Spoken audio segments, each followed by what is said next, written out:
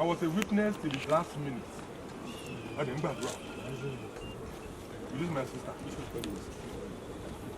This is Ojo. Àgbà tó yá.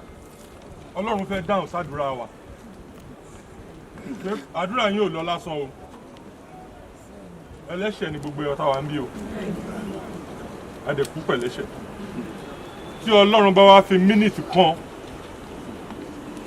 àdúrà tó ń gbà fẹ́ ẹlẹ́ṣẹ̀ yìí, ókè mo ti dáríjì, jẹ́ kí n jẹ́ kán mọ̀. Ó dẹ̀ come back. Life. Praise the Lord. Hallelujah. So why are we worried?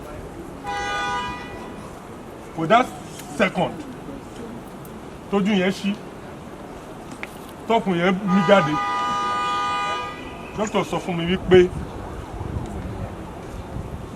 only God has answered our prayer. For 2 hours, I can't talk to this my sister. Ojo kò sínú mọ́tò, come back to life, come back to life. Doctor pè mí wọlé. Mi sọ pọ́rọ̀ wa ọ̀pọ̀. Torí pé Ọlọ́run gbọ́ àdúrà ìdílé. Ọlọ́run jẹ́ ká rí ìmí ẹ̀ lẹ́ẹ̀kan after about 3 hours.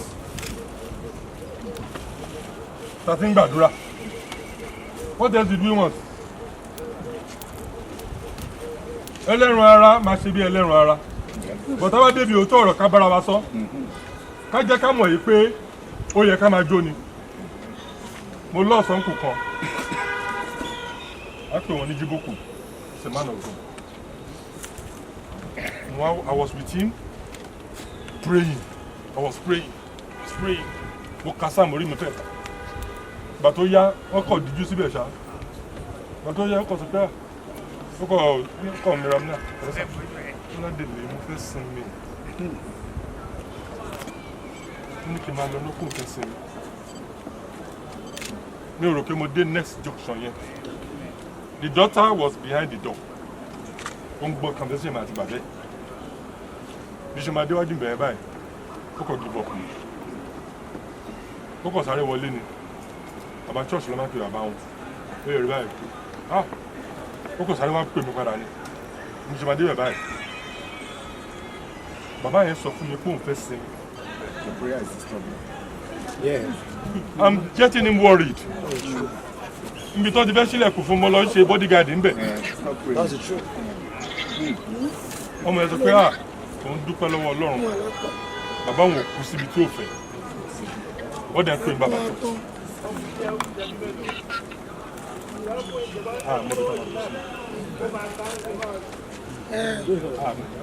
Maybe Christian, maybe Muslim, maybe Church. But síbi tó mú yàn. Ibi tó kàn yàn fẹ́, ibi tí ẹbí ẹ fẹ́, ibi tó ọmọ fẹ́, ibi tí ìyàwó fẹ́. So ẹ jẹ́ ká dúpẹ́. Ẹ jẹ́ ká dúpẹ́. At the appointed time, everybody will leave this place. We'll see no addition, no subtraction. Tá bá dẹ̀ fẹ́ kí Ọlọ́run rí pé oore tó ń ṣe fún wa, I appreciate it. Ṣé èèyàn máa ń fi ibi san oore ni? Ọpẹ́ náà la máa do because of the 1 minute sáré. Ọlọ́run á gbàdúrà wa. Mo fà àkókò yìí bẹ̀ wá. Ohun kan tí mo fẹ́ sọ nípa brother yìí ni wípé whenever he comes to the church, kí èèyàn lọ sùn church kò ní mínì lọ.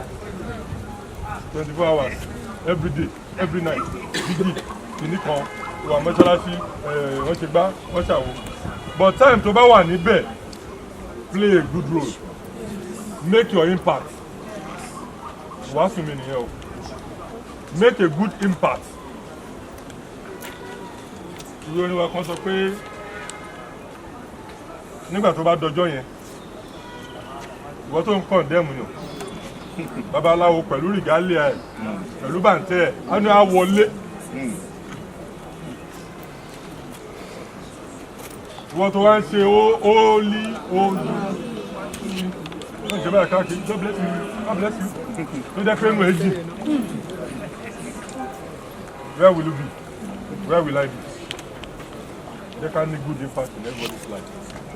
That is the most important thing. Mo fẹ́ béèrè question kan. Ẹ̀ṣẹ̀ sẹ́mi mímọ́. Kí lẹ̀mí mímọ́ yẹn? It's the spirit realm. Èmi define ẹ̀bẹ̀ ní pé nǹkan tó máa dùn yàn gan débi ẹ̀mí ẹ̀. Ẹlẹ́mi tó bá sọ̀rọ̀ fún báyìí, á dẹ̀ wọlé a máa lọ sunkún. Ọ̀rọ̀ burúkú mo bá tiẹ̀ jẹ́. A máa rí ìsódà báyìí. Who is going to forgive you? Wọ́n sọ̀rọ̀ fẹ́ lómi, ó lọ pokùnso. Ó dẹ̀ rò pé it's okay by you. Ẹ jẹ́ ká play impact in that. In life, everybody. Ẹ jẹ́ ká ro èní yìí. Èèyàn bá sick, seriously sick. Tọ́lẹ̀ ní kó wá ṣe revival. Ó dẹ̀ ṣe 3 days. Ó accomplish iṣẹ́ tọ́lọ́run fún. Iṣẹ́ wo ni wọ́n fẹ́ accomplish? Ẹ fọ̀rọ̀ ẹlẹ́ fún mi, màá bá yín dójú tì. Ló fẹ́ accomplish.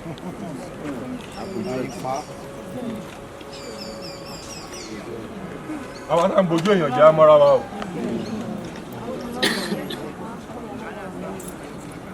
Ṣé lágbájá ni ẹ fílẹ̀ fún mi, màá bá yín dì pẹ̀lú ẹ̀.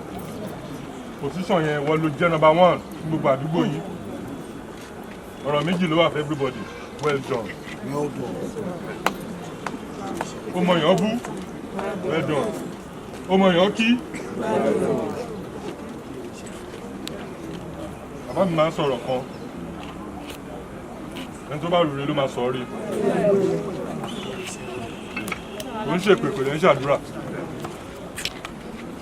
Whatever you sow, let us play an impact, a good impact. Àwọn kankan wà ká mọ̀ ọ́ ṣe. Àwọn kan máa bẹ̀rẹ̀ sí ní lọ bá ẹ̀ẹ́pù ẹ̀. Má dá sí darí sí ilẹ̀. Iṣẹ́ tó lọ́n fi rún ẹ. Wọ́n dẹ̀ advice pé kó má ṣe é. Ìwọ̀n fáwọn èèyàn lówó, òun roko lọ́wọ́, òun bàtírí àwọn èèyàn, òun pèsè fáwọn kankan jẹun.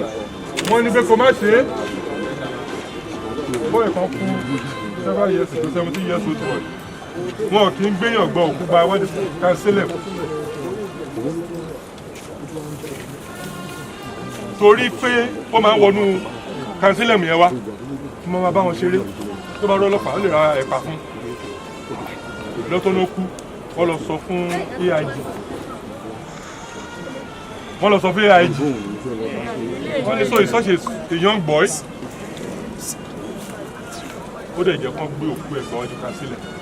Àwọn ẹbí ló kárí casket. So ẹ jẹ́ ká ní pàtó dà. Mo fẹ́ ká rántí lẹ́nìí pé well.